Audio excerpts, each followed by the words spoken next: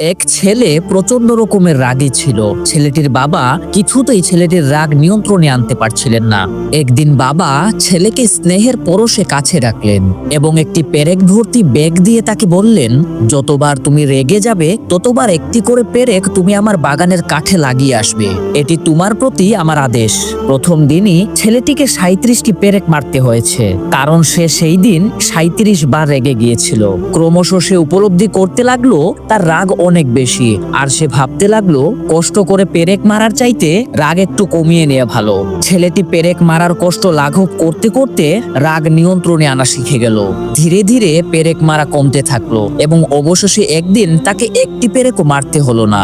বাবা বুঝতে পারলেন তার প্রিয় সন্তান রাগ নিয়ন্ত্রণে এনেছে। এবার তিনি তাকে প্রতিদিন বাগানের বেড়ার একটি করে পেরেক তুলে ফেলতে বললেন। ছেলেটি বাবার আদেশ পালন করলো। পেরেক তোলা শেষ হয়ে গেলে তার বাবা তাকে বাগানে নিয়ে গিয়ে কাঠের বেড়াটি দেখিয়ে বললেন, দেখো কাঠে পেরেকের গর্তগুলো এখনো রয়ে গেছে। কাঠের বেড়াটি কখনো আগের অবস্থায় আনা যাবে না।